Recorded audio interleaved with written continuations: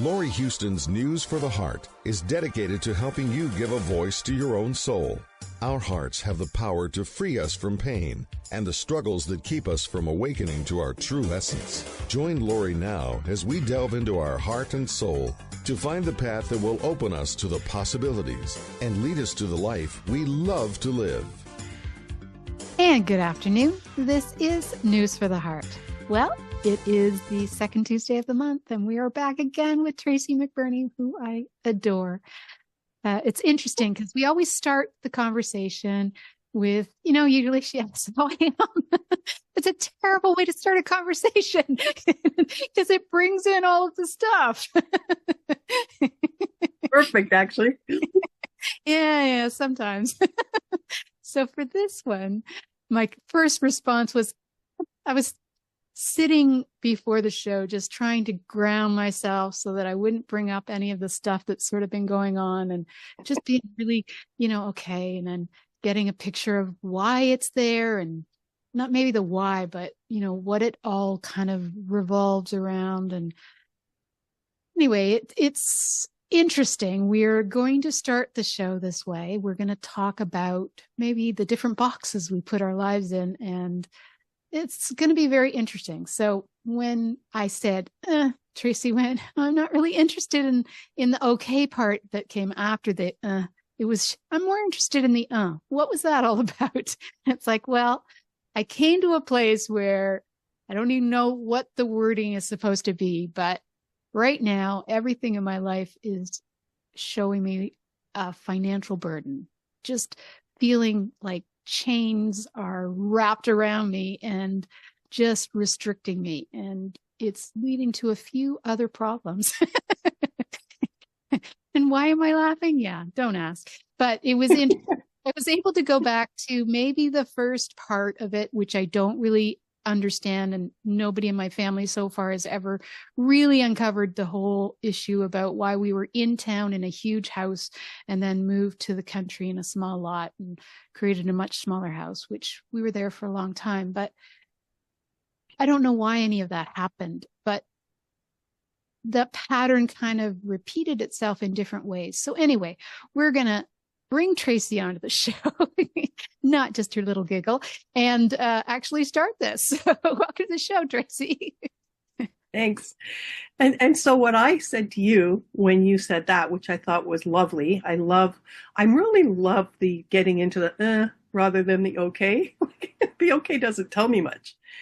And so I just said back to you, well, maybe through programming, you don't know how to live without this financial burden. It was like you used the word financial burden. It went ding, ding, ding. Like, it was just like, there's energy there. If you were in my office, I'd be putting a circle around that on a piece of paper as I'm taking notes.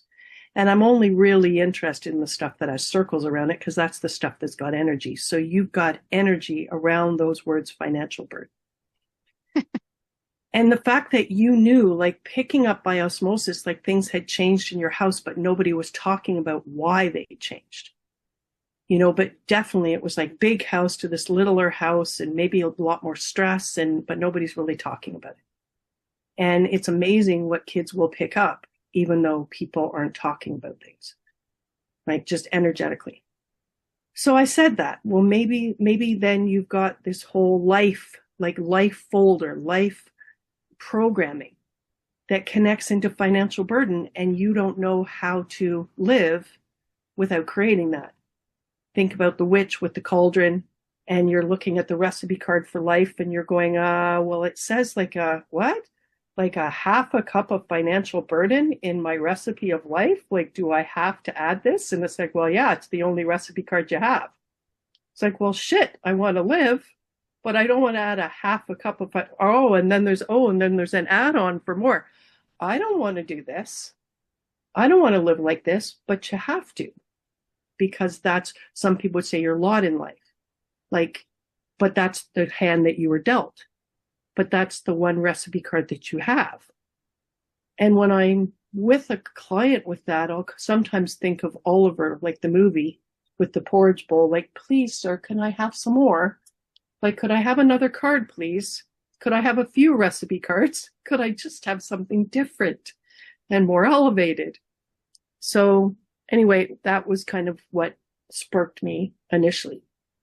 But I said to you, I've had a few things happen in the last couple of weeks that have led me to some places and some really interesting understandings. And so it just then occurred to me, I wonder if Laurie's doing the same thing that I was doing and am doing.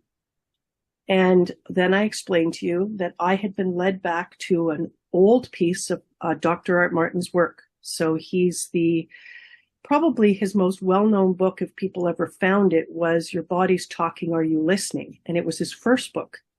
And I don't think Dr. Art Martin is around anymore. And it was very sad because when I got led back into one of his manuals and led back to one of these pieces of work that never changes, like he would put out new manuals all the time, but there were pieces of work that never changed. They were foundational pieces of work.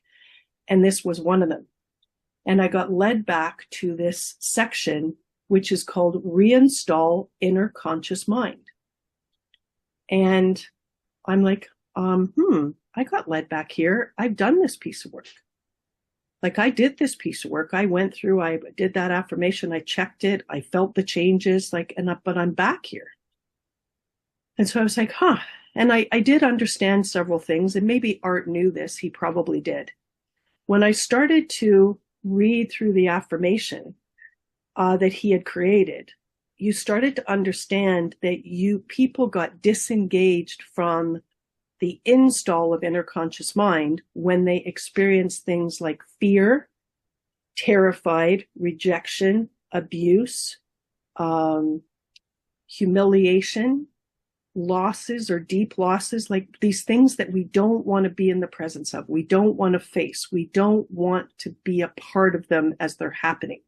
We want to disengage from them. And what we don't get or understand is when we disengage from these experiences and fly away, and as he says, maybe go into magical child, we become disengaged with the install of inner conscious mind.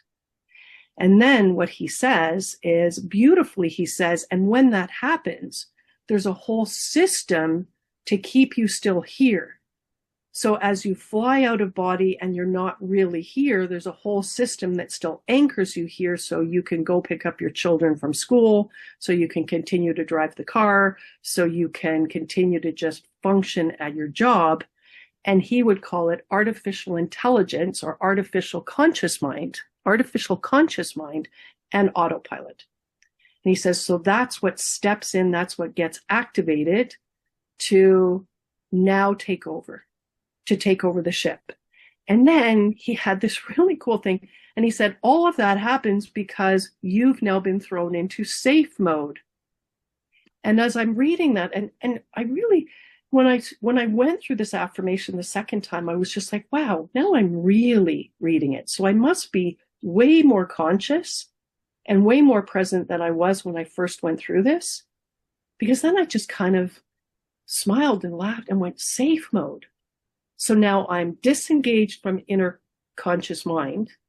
I'm out of the body. I'm not really present. I'm in safe mode, and I'm picking up the kids. I'm grocery shopping. I'm at work. I'm doing these things. And maybe some people would say, she's not really here. She's only half here. She's been only half here for months since her husband passed her. She's only been half here for weeks since the death of her father. Or she's only half here after losing that job and getting that pink slip last week that she didn't expect. And so we got to all help her. We got to all make dinners. We've got to step up to really be that extra hands because she's really not as present as she needs to be. So we've got to kind of take care of her. Meanwhile, to understand that artificial conscious mind and autopilot are there. But then I really thought about it and I said, well, what are they drawing from? This underground conscious creation that is ours, our protective safe mode creation. What's it drawing from? It's drawing from the past. It's drawing from past programs. So then I started to think of you and I went, well, maybe that's one of the reasons for the financial burden, because those would be past programs. you kind of have a clue that they might be past programs, and you're also adopted. So who knows what the past programs were that might be coming in from there too, that you have no concept of. And is that part of the problem? And are you operating from a not 100% fully in inner conscious mind? Was what I was thinking. And I thought, well, this is interesting that I've had this experience, that I've been brought back here when I thought I've done this work. Like, what am I back here for? But now I realize, yeah, you might do this work, but then that doesn't protect you from never needing to look at this again, because you might then have another rejection. You might then have another pink slip that happens in your life that was a surprise 10 years from now. You might then have COVID happen. You might then, whatever. And it's like the things that you don't want to face, that you don't want to be present of. And this is what happens. It's almost like there's almost like an autopilot disengagement when we are fearful and we do not feel inside of ourselves that we have the confidence, the strength, the ability to be able to be brave enough to do this or fearless enough to do this. Then we will do the same thing over again. We will unlock inner conscious mind, and the whole thing happens again. So I thought, wow, cool.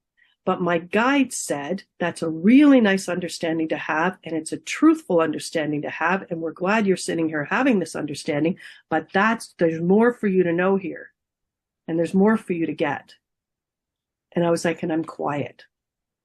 And then I start to understand boxes. I start to understand how we even talk to ourselves and other people, and how we've sectioned our life. My sex life sucks. My love life's awful.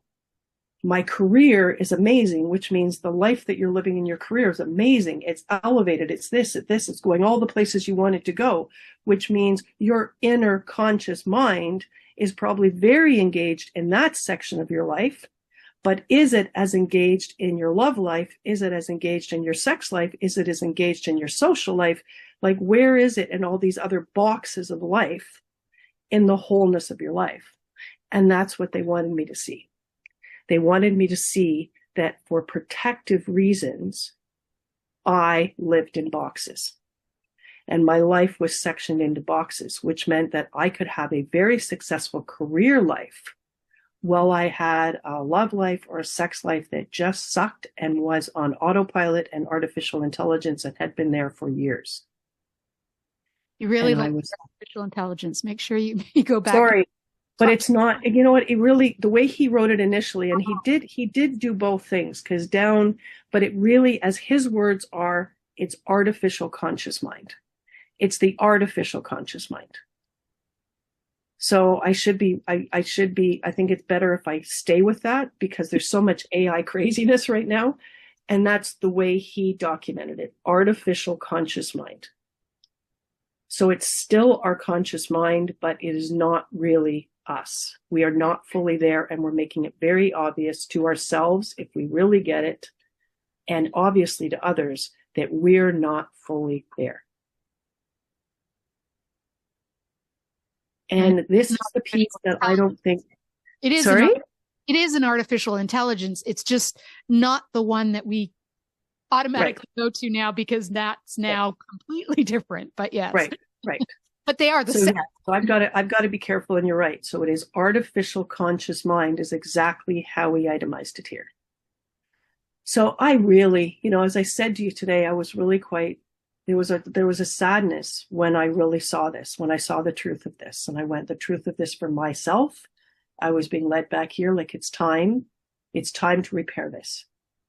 It's time to get that portion of your life back into wholeness. It's time to allow that inner conscious mind to be reinstalled at that time. It's time for it to no longer be operating from past programs and past history, and to not draw from that. In other words, you can't get new. There's no new when this is operating. When you are in this mode of artificial conscious mind and autopilot taking charge of a section of your life, there is no new coming in. So wherever the financial burden if you are working in boxes too, then wherever the financial burden operates in, like it operates in family, it operates in career, wherever that is, it's like that may be where you are not engaged with your inner conscious mind. Whereas other aspects, you're golden. You are sailing in those, that inner conscious mind is hooked in. It's like, because you're living, your life is in separation. I don't know that it was golden. It was 20%. That Yeah. doesn't have gold to me. well, that is then what I asked, right? Like if what we really want is 100%, like we want the 100% inner conscious mind operating, then I just kind of went, well, where is it? And we got 20. And I was like, well, okay. And if you're like me and you're operating in boxes, then wow, then that means that there's a nice amount of boxes that are absolutely not engaged with inner conscious mind. And more importantly, are streaming in and farming in old data, which means it's stuff that's coming from the life that you've already lived in this life, meaning you're repeating patterns, and it's stuff coming in from the family experience, or the stuff that's coming in from what I call the cup of human pain that you've maybe installed inside the system, which means there's nothing new.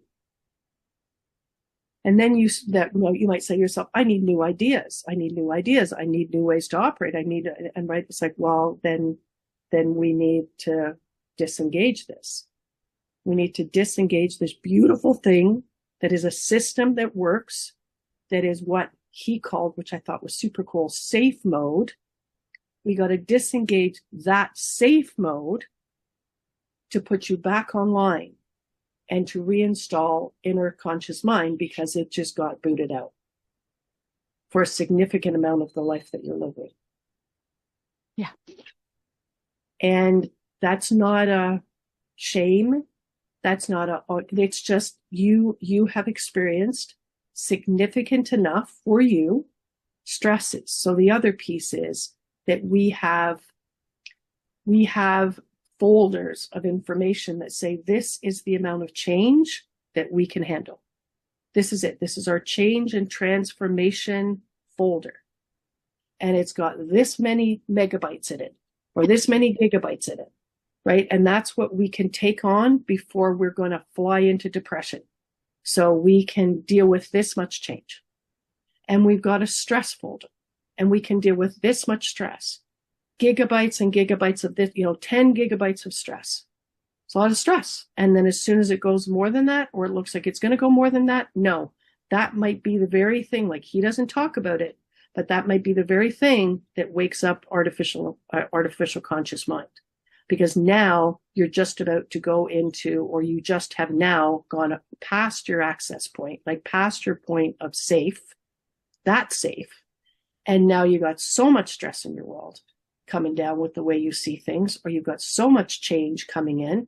Like, look at all the crazy town of what Trump's doing on a daily basis with change. Oh, and this is what the whack-a-mole game, the city, and what the city's doing. It's like, what whack-a-mole game are we playing in the city? What's closed now on the roads? What's open? Yeah, what change am I now having to navigate? All of this stuff is change that you or I have to navigate. And if it gets to be too much, then that amount of stress, that is, you go out of those folders, then that is unsafe. So it's crazy. Right now, that is unsafe to get yourself out of those folders of what you're allowed to change and how much change you can handle and how much your brain can handle, your nervous system can handle.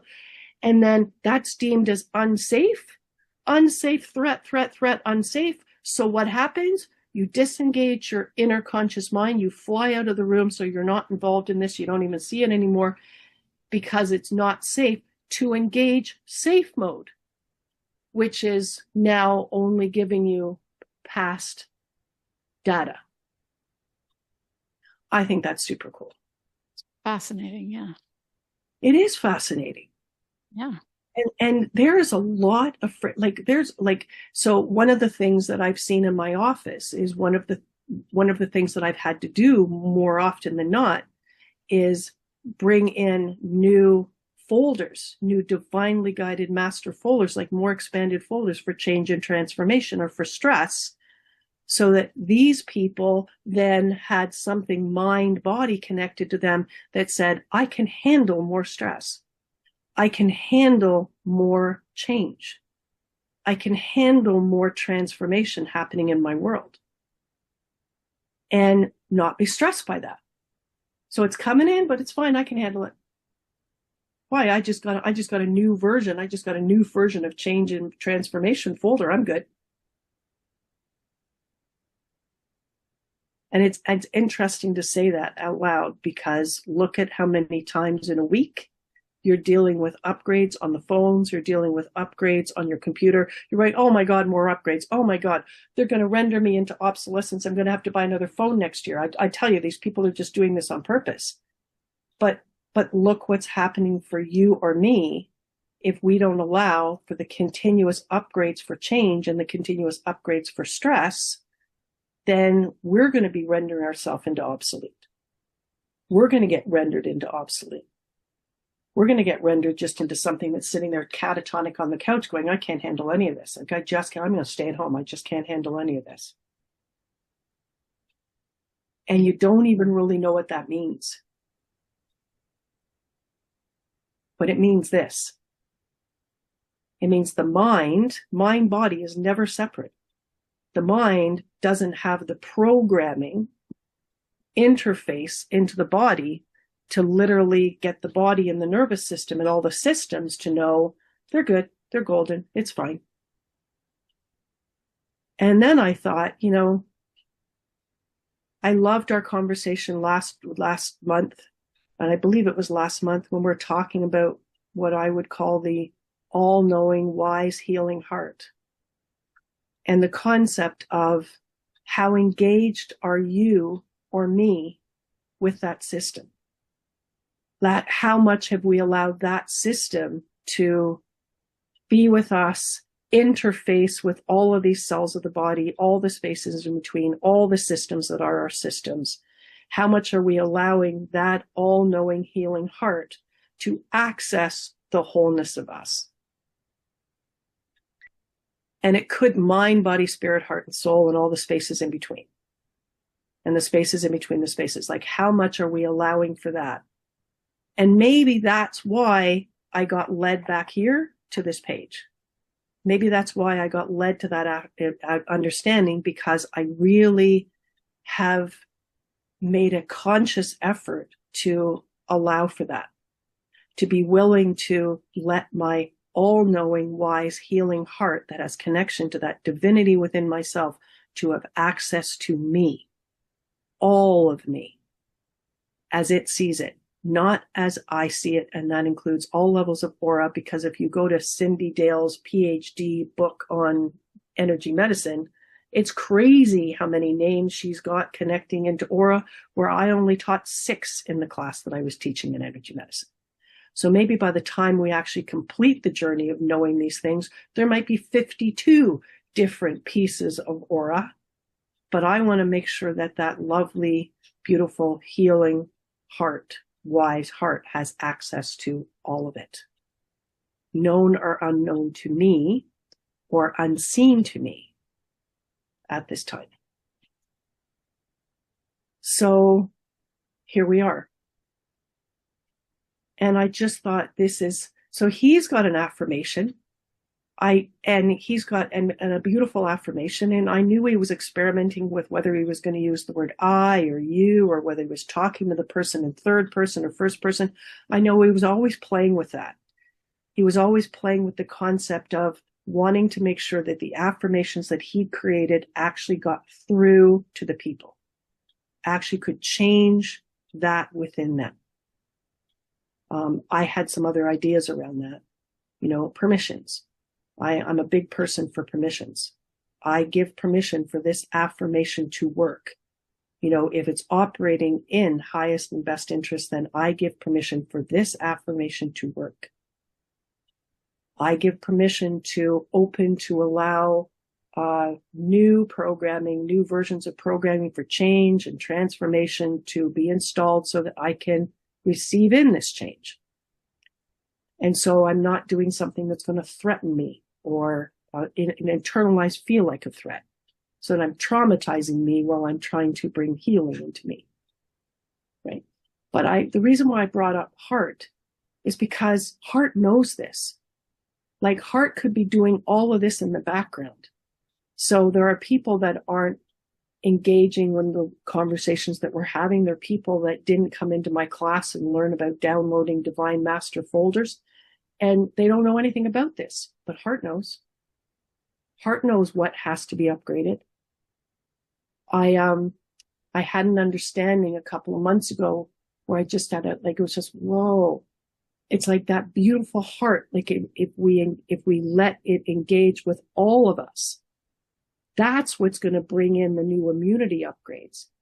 All the stuff that's coming in, that our heart is going to bring in those immunity upgrades. Our heart is going to bring in the upgrades for the ability to be able to detoxify whatever the freaking chemical is that they've invented. Because what did they invent today? Another 200. And our heart being able to literally interface with the wholeness of the body and the auras to say, hey, I gotcha. Here's the upgrades that you need. Here's the emotional immunity upgrades you need. Here's the mental immunity upgrades you need. Here's the physical immunity upgrades you need. I gotcha. Life's changing so quickly. Don't worry, I've gotcha. Because it's right connected into that divinity within ourselves. Just feel that as I say that to you. It just felt calming. I spoke truth. I know I spoke truth. And when I say you can do that, you can take care of that, that's what I mean. As long as we allow for that interface, as long as we allow for that all-knowing healing heart to engage with the wholeness of us, whether we recognize that or not, whether we've taken an anatomy class or not, it knows. It knows how big we are.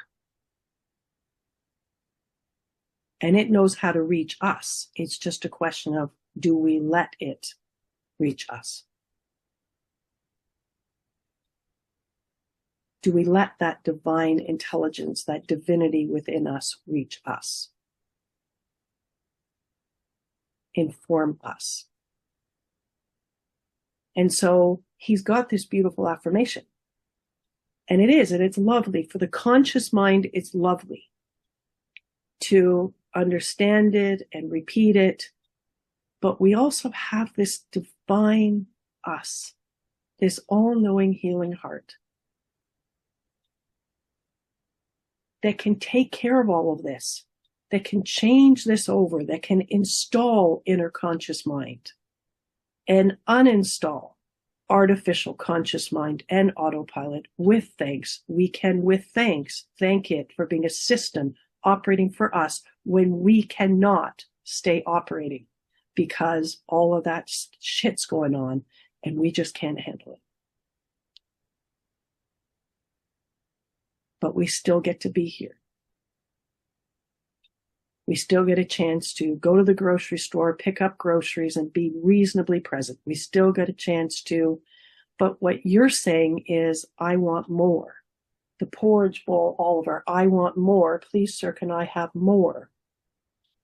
And what I said to you at the beginning before we started this is just to sit with that, to recognize, wow, like I'm at least present enough that I can feel how disengaged I am with the life that I am living. And I'm present enough to recognize this, and Oliver looking up at the sky, I want more. I want more. Please, sir, I want more. I'm hungry for more. Your soul's hungry for more. So this doesn't disengage your soul.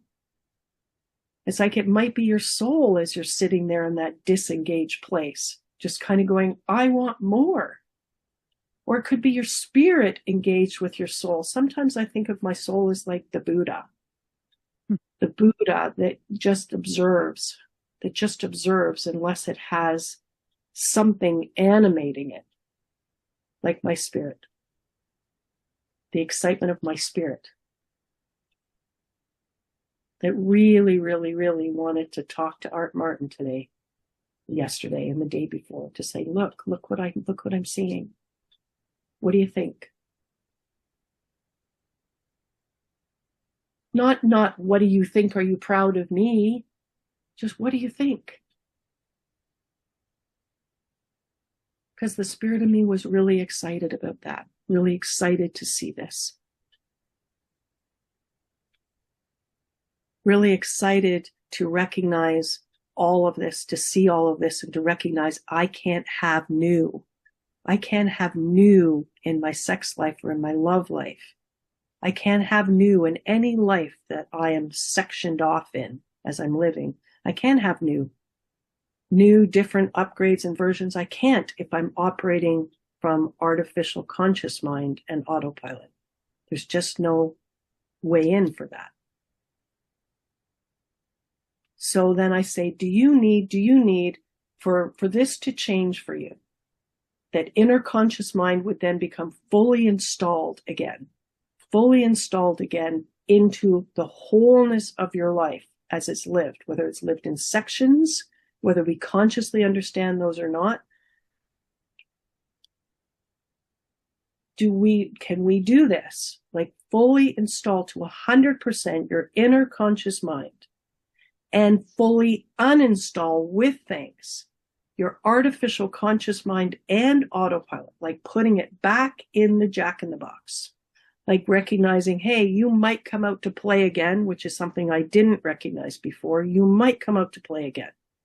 If something really kiboshes, if something really upsets me, if something really just disengages me and I just can't deal with something, then you're going to pop out again. And I'm really happy that I've got that system, what he calls the safe mode system. And you'll pop out again.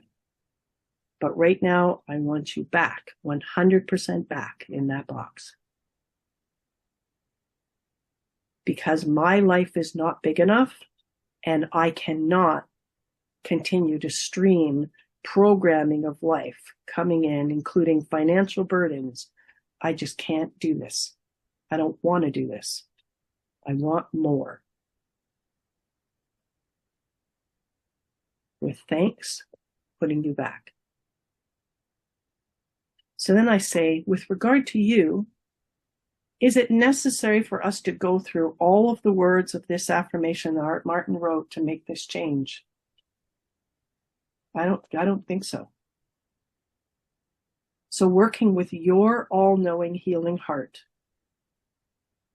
do we have full access to your all-knowing healing heart? Is it able to access all of you, mind, body, spirit, heart, soul, all the bodies, all the auras, all the portions of aura, even the ones that we don't even know about, we haven't even named? Can it access all of those on your behalf? And the answer is yes. And spaces in between and spaces in the between to infinitum. And the answer is yes, it can. Which means it can change this for you. Does it need this affirmation? No. Is there any part of you, mind, body, spirit, that needs that affirmation? No. But maybe there are people that do need to say more words. But I've really tried to give enough conscious understanding of all of this that I think once people have a conscious understanding and a place of non-judgment, like a place of like, oh, I get how this happens. I get how this happens. I don't have to shame myself. I don't have to feel guilty. I don't have to be fearful. It just is the way the system works. Wow, that's kind of cool that I've got that backward system. Now I feel like my children are going to be better taken care of, that I have this backward system if things go sideways, that I can still be there. Partially. But now what's happening for you, and maybe it is soul driven. You want to be there, be here more than partially. And so God bless the financial burden programs of the past because they are pushing this forward. So we've got the soul maybe engaging with the I want more. Well, maybe most of you from an inner conscious mind perspective is kind of in the disengage place. But you've also got the, oh, there's enough of the following of these old programs and where they're falling that it's like, no, stop the boat. And so it's gone beyond the enough is enough moment. Like it's gone to that place. And they're like, okay, that's great. And now we're just allowing that beautiful, all-knowing, healing heart. Do we have any blocks, reversals, resistances, interferences, obstacles, invisible obstacles? No. Any corruption in the government that would interfere here? No. And is that truth, whole truth, nothing but the truth, so help us God? And the answer is yes. So it's almost like you're sitting there in appreciation for your all-knowing, healing heart that's connected to your own divinity. And just, what do you want to say? Go, change it.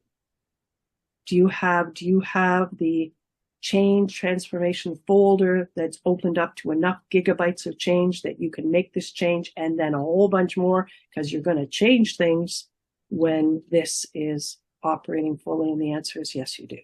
It's like that lovely healing heart's got your back.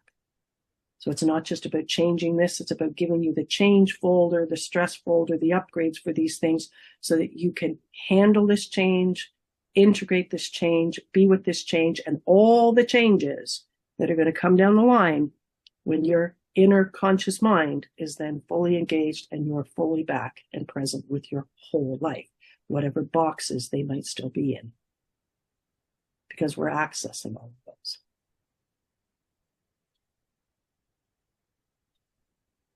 And are you allowing for all of those to be accessed? The sex life, the love life, the career life, the family life, the social life, whatever, the religious life, I don't know, the spiritual life, you're just allowing them all to be accessed by whatever little verbiage names you gave them or somebody else gave them as they sectioned their life. And then you followed that. It's changing. Can you feel it changing? Do you have water? Definitely water in it. Yeah, water's kind of an important part of the journey here. And pay attention to where it goes. I'm always curious as we're changing things. Okay, stop, and just see where it's going. Other than obviously going into my stomach, it seems to sort of flow up. Right. Yeah, you gulped enough of it that I could totally see that that's exactly where it was going to land. But if you sipped it and didn't gulp it and you gave yourself an opportunity to just sip it and then just see where it goes, I love saying that to people because it is so astounding to pay attention to this. That you would think gravity's going to take it down, and you'd obviously think gravity's going to take it right down into the stomach, and that's not what happens. It comes up into the brain, it comes up into the ear, it comes up into the nose, it goes all the way down to the big toe that you just smashed yesterday. It's amazing what happens to water when you pay attention to it. So, and I say this out loud because for years I said in classes, being the nutritionist, I said in classes, be very careful, don't be drinking water while you're eating food. It's going to neutralize the hydrochloric acid. It's going to really disrupt your whole digestive process. Just don't do it. Have your water, half an hour before you eat or what. And, that's just not true. That was just me not understanding the water intelligence, me not paying any freaking attention to what was going on with water in my own body and being in my body, because it's just not true. And if your body needs water for your big toe, or it needs it for your foot, or it needs it for your ankle and you're eating dinner, then that water's going there. And it's not landing anywhere near your stomach, or it's going right into your brain because you have a concussion, and it doesn't matter. Your body wants the water up there in the brain and you're eating your dinner. So I would say it's, I think, more interesting to observe if you don't gulp a bunch of it down. Because I think at some point it does end up in the stomach, but then you noticed as you continue to pay attention, whoa, it's lifting, it's going other places. And it's doing it right away. And it went up. Yeah. And I'm thinking probably up into the brain. Definitely into the nervous system. And there's just a calmness. I just think as you have a little bit of water and you're making these changes and you're allowing for these changes to be made, there's just a calmness. Because now the body's got what the nervous system needs, either for the dehydration that is going on, or it needs it for electrical conductivity. And I'm thinking if there's big changes, then maybe the only thing other than water I'd want somebody to experiment with would be electrolyte water. And just kind of paying attention to, okay, take a couple of sips while I'm making this change. This is where the water's going. And if I take a couple of sips of electrolyte water, where's that going? Is it going the same places or is it going somewhere completely different? The water I just had electrolytes in it, so. Oh, this feels fabulous. I think that was a super choice to have your electrolyte water with you. Because I think it's one of the reasons why we end up in healing crisis. And if we have that healing crisis, I think one of the things that can really pull us out of that really nicely is electrolyte water. And it might just be that somebody has actually gone to change something, so desperate to change something, they've gone beyond the threshold of their change folder and their stress folder, and they're a mess. And now they're going to have to figure out a way to block what it is that they've just done to change something, or to figure out a way to sabotage it because they've gone beyond their change folder. And so their life is now being absolutely threatened. Their nervous system is being threatened. And so they're going to call in those saboteur mind energies, and they're going to call them in very quickly to disrupt and disengage us and get us skeptical and doubting and, for our own benefit, for our own safety. I love what this feels like. Just feels like, to me, it feels almost like there's a density, but it's a good density. It's almost like a groundedness. It's like you're grounding into you. I can feel my sit bones on the chair more as I'm just with you. Kind of just checking up on, well, how's this going?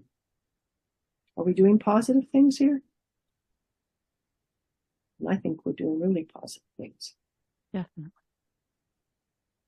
So I'm gonna, and you are in it, you are definitely in it, but I feel like you're coming more into conscious, like you're consciously here, consciously present. And as you're in it, what does that feel like to you? This is your body. I'm feeling your body from the outside. Yeah, I mean, it feels very grounding, as well as enlightening.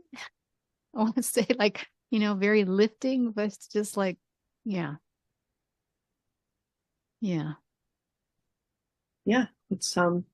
It's funny, right? It is. It's both of those things happening at the same time. Right. And it could be that part of the lightning is, it's almost like you're almost like disengaging from the things that you've been drawing from and streaming in for living. You're disengaging from those because you don't need those. Right. Really nice. Yeah, it is really nice. Been a while. I feel like I've been, stuck in the muck for a bit. Yeah, but I love that I think you're understanding why. And I don't want you to not feel safe, and I don't want you to not feel secure. But I just want you feeling safe and secure, coming in from a different place, coming in from an anchored place, like an anchor to truth, like anchor to almost like a centeredness, like that centeredness, like that installed program that says, I'm safe. I'm safe. I'm protected. I'm divinely guided, deeply loved, beautifully supported. And like when we go into safe mode, though, it's not really safe. No, but Safe mode is safe mode. It's like you've been captured into the artificial conscious mind. So it's safe mode, but it's not this. This is anchored into truth, the centered truth. And so there's almost like as we're anchored into that centered truth and re-engaged with that love within us, that foundation of us, and we're anchoring back into that foundation of us, then it's like, oh, like I'm with myself. I'm with myself. I'm with that love. I'm with that divinity connection. I'm with that heart. I'm with me. I'm in body and I'm with me. And that's what's happening. And so as you're in body and you're with you, and you're with that connection to that core fabric of love, that core light, then as you really engage with that, then it's like, okay, now from this place, what am I doing? Not from previously place where you're hijacked into artificial conscious mind and autopilot, where you're not with yourself at all. You're not really with yourself. You're not right here centered as we're coming into this, but you're still asking yourself the same questions. What am I going to do? What am I going to do? But it's the panic of what am I going to do? And now it's an end to panic. I'm not panicking. I'm with me. I'm with the universe. I'm partnered with the universe. I'm partnered with the cosmos. I'm partnered with my divinity. I'm partnered with my inner power. I'm partnered with my love within me. Engaged with my spirit, engaged with my soul. Can I ask a question as to what your differences are between spirit and soul? Well, you know, I do it from feeling. I do it from feeling. When I just want to be in body, and I do this sometimes, I just want to, because it's calming. I want to be in body. I want to disengage from the monkey business of all the craziness, of all the news reports and all that stuff. And I just want to come into my office, be in body, be with my soul. So I start with that, be with my soul.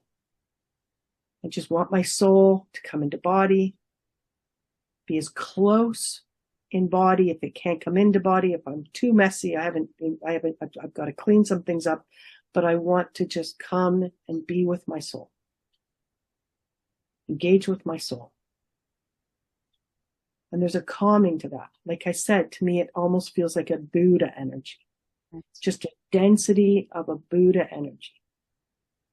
And I really feel like the soul is like observer. So it's like the Buddha sitting, observing. And if I really get engaged with it, and then I expand it. Okay, so I'm with my soul. Now I want to expand my soul. Like 3 feet out from my body. I want to expand my soul. I just want to be with that. I want to feel that, the expansion of my soul, like 3 feet out from my body. And now I want to feel it 6 feet out from my body. And I'm with that. And there are times that when I'm doing this, so I'll go 9 feet out. I'll go into the neighborhood of just like I'm just expanding my soul. In body. And just expanding it out.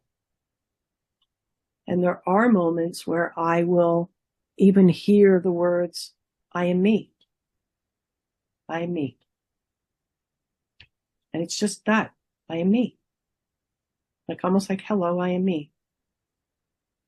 And there's no connection to worth or value. There's no connection to esteem. It's just, I am me. And this concept that there's nothing else I could be other than me. And there's nothing else that it would want, has any desire to be other than me. and I'm just with that. But when I say, I want to engage with my spirit, and then that's another energy. It's like a lighter energy. And then I want to bring the spirit, and that's what I feel is just a lighter energy. It's not a Buddha. It's like a lighter energy. It's me. And I'm going, and now I want to be with that in body. I want to bring that into soul, into relationship with soul. I want both of them coming together in body, in me. And I just get this real feeling like that's the true personality. Like when I see you smile, when I hear you laugh, your individual laugh, I think that connects to spirit. When I see the glint in people's eyes, the spirit of them is out to play. I go and I shop, and because there's nothing that I need anymore. There's no clothes that I need. There's nothing that I need. I've got the boots. There's nothing that I need. But when I go out shopping, just because I like to shop, I like to look around, I like to try things on, I like to do that with my mom. And then there's this moment where I try something on and I'm just like, oh, I love it. I love it. I love the way it looks. And I go, that's my spirit. That's my spirit that's going, I love that. And it's like, those are the things I want to buy. The things I just love. There's just like this childlike, just, I love it. Like the child that just goes, I want to learn how to dance. I want to learn how to do this. I got to do this, mommy. I got to do this. That's spirit. That's spirit animating the Buddha of the soul to move, to take its observation platform over here. But I also think that the ego does that. So the ego that says, I have to repair this reputation. And the ego joins with the soul and moves the soul over there to restore that reputation, to get that guy back. You know, because that's just not fair, his observation of me. And so I just feel like sometimes the Buddha of the soul of me moves because the ego has to repair something. Mm-hmm. And maybe the spirit's been so upset, frightened, it's like not really present. So the ego moves things. It's all feeling, Laurie. I don't think I'm making it up. It's almost like it's light. It's my light. My light is the soul spirit mix of me. And that is my light. And if I didn't have that spirit part of me bringing in that extra light into my light, then I don't frickin' think I'd move anywhere unless the ego moved me.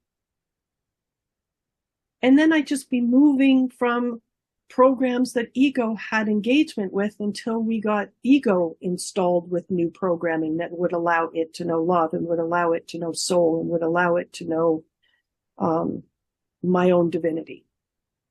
Got it. So I just think it's a color or a series of colors added to the soul of me that I just call me, the light of me. Is that helpful? Oh. And then some people might call it true personality. You know, like you look at some of the movie stars and you go, they're just playing them. They just got hired to play them. They're not really acting. They're playing them. I see them over here. I see them over here. And yeah, we love the spirit of that person. Look at Ryan Reynolds. We freaking love the spirit of Ryan Reynolds. That's and right. I don't care what he plays. The spirit of him is there everywhere. Even in the commercials. Right.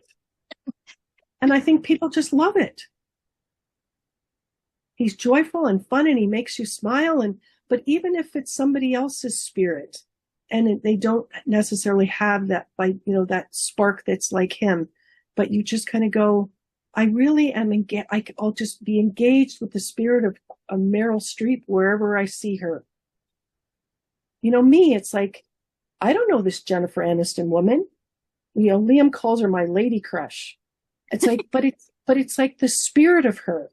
I saw the spirit of her on her television series. I see the spirit of her in the movies. And I go, I'd like to sit and have dinner with her. I'd like to go to a dinner party with her. I'd really like to just be in the energy of her. I think she'd be a really cool person. And I'm really engaged with the spirit of her. Right? So, yeah. So it's really a feeling. I haven't read any of it in books. I've just done it from sitting on my couch, just kind of asking, all right, well, now bring in the spirit. If the spirit of me is something just a little different, which I think it is, I think it's just more of my light, then bring that in. Bring it in now. And I feel something happen when I do that.